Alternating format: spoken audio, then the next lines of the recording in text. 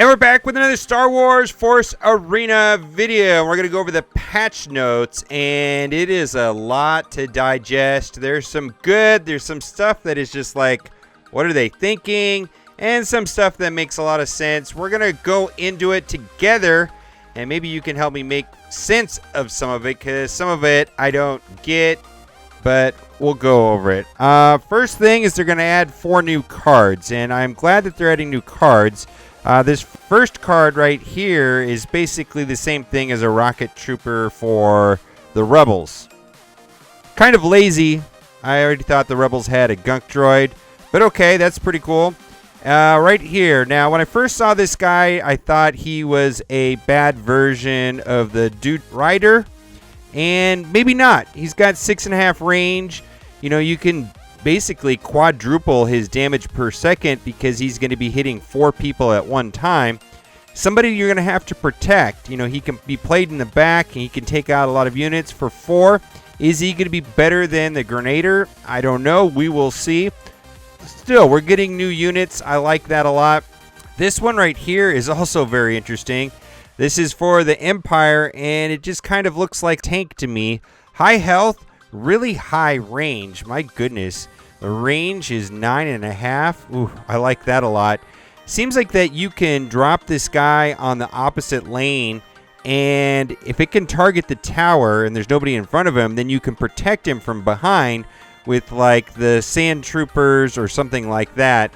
Might be very good. I don't know if this is better than the ATST, but we will see. Looks like it's a little bit faster, and it has good range. Okay, then we've got the Death Troopers, which is not really a Pathfinder. The health is not high enough, but this is just going to be another troop. I mean, I really don't know how this is going to be used at all. Still going to die pretty easily to like X-Wing strikes, so I don't know. Guild improvements, they're adding a bunch of missions, and the rewards look very good. Look at that. 2 rares, 1 unique. All right, very cool. Donations, just like that other game, we can donate cards now. I like that. And there's going to be certain amounts that you can donate and give away per day depending on your level. Then we're going to go a little bit further, and we talked about this in the last video. They're going to split up the 1 versus 1, so you're going to have 2 different ratings, one for Rebel and one for Galactic Empire, and you will also have a separate level for your turrets in each one. So I like that a lot. It seems like it's going to be good for me so that I can play Rebels more now, and I can play at the correct level. I'm a much better Empire player than Rebels, so I like this. Now, this is very, very controversial. They're getting rid of 2 versus 2 ranked. I do not like this at all. And they're also changing the way that that works. In the 2 versus 2 mode, you can play with fixed card levels. So basically, there's going to be like a level cap. Now, you're still going to get play packs and victory packs from the 2 versus 2 mode, but it's not going to be ranked. It's just going to be a normal mode. I don't know. Replay system, just like that other game. Awesome. This is going to make my life a lot easier. Very, very, very good. I like that a lot. And then legendary drops at 100% rate. The special pack added. Special packs have added to celebrate the release of 1.5. Now, I don't understand this. These packs can be received as rewards for your victory, regardless of the tier you're in. These packs can be up to 4 times per account and be randomly given after winning games. So you're going to get 4 packs, and that's that. Okay. They changed the mini-map. That's going to be nice. And they added the timer. I like that a lot. The map resizing. Wow. There's just so much stuff in this patch. They're making the map on the 1 versus 1 smaller. Okay. Now, this is the part that is the most confusing and the biggest thing, aside from the way that the uniques work, but we're going to get to that in a minute. But basically, all the uniques are going to get better. All the uniques are going to be a lot stronger. They're going to have 3 categories now, so for each unit. So there's going to be organic, tech, and structure. So organic is just going to be like troops, tech is going to be like tanks, and structure is like structures. Now this just changes everything. Cassian's range is decreased because the map size is smaller.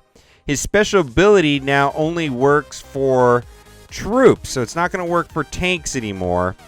Bodhi has his special ability where basically they take 20% less damage, and that's changed to structures and land vehicles.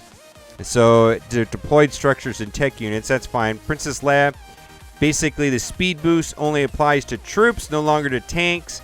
This also happens with Jin and Ezra, and it's just kind of like I don't know how this is gonna impact the game, because they basically have kind of like soft nerfed almost everything.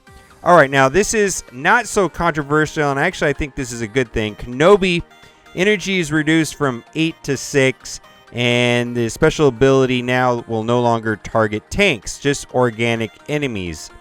That, I think, is good. The cost difference between 8 and 6 is huge. And Obi-Wan Kenobi is pretty much let's say a Wookiee anyways. So if you can take just a couple of troops, like a Dewback and a couple, like a Sand Trooper, woof, it's a huge tide. I just you can't explain how big the difference between 8 and 6. It's night and day. Actually, I think this is a good thing rather than a bad thing. K2SO no longer targets tanks, and neither does Chewbacca, and neither does POW, and neither does the stun grenade, and neither does the hyper adrenal. All I can say about all this is that they all got a lot worse, especially K2SO and Chewbacca. And then the stun grenade, I don't even know why you'd use that anymore. Ion Mine is going to be king from now on, because Ion Mine targets everything. And I don't know. This is just changes so many things. Darth Vader's special ability now only targets units, which kind of makes his special ability like not even useful. The big advantage to his special ability, of course, was on the ATST Walker. Thrawn, he can only target organic allies, so you can't target light tank or ATST with his speed buff. I don't even know what to say to this. All of these guys just basically, it made tanks like a million times better, because you can see the whole list of everything right here. Now, this does not make any sense to me at all. Death Squad Leader, energy requirement increased from 5 to 6, and the summon time has been increased from 12 to 14 seconds. I didn't think this was that good of a card from the beginning, and now they made it a lot worse, probably completely unplayable from the way that it reads here. Unless they did something to the troops and made them a lot better, I don't know why you'd play this card at this point. Nerve Gas, organic enemies. Diaxograss has been organic enemies. Stun Grenade, organic enemies. So, I don't know. That's a big deal when it doesn't target tanks. So, tanks are going to be a lot better. Now, this is kind of a big deal right here. Unique cards are getting a growth rate increase. So, when they go from 2 to 3 to 4 to 5 to 6, instead of having a 6% growth rate, it's a 10% growth rate. Most of my uniques are level 2, maybe. I don't know if I have any level 3, but that should be a good thing right there. I don't know. I'm sure I'm missing some stuff on this patch. There's just so much to cover on how much they're changing the game, and it's going to be chaos for a week, believe me. Other changes: 2 versus 2 normal matches will automatically adjust all player card levels to the following levels. We talked about that. So in 2 versus 2, it's going to be like a fixed cap. Leader level 1, unique level 1, epics 4, rare 6, commons at 8. So that's kind of like a tournament type system more than anything else. Matchmaking elo system has been improved. Boy, they've said that in every single patch. I'll believe it when I see it. Actually, it has gotten a lot better. You need to play at least 5 ranked games per faction to receive the end of season reward. That seems good enough. And the contents of the free pack plays have been modified. Now, what is that? I don't see any information right here. And then again, they mention improved rating points for game lost. I don't know. I gotta say that this game is very, very good, and I really like this game a lot. But it has not taken off the way that I thought it would. People really haven't taken to this game, and I think one of the reasons is that it has a high learning curve, and it's very complicated, and there's a lot of skill in it.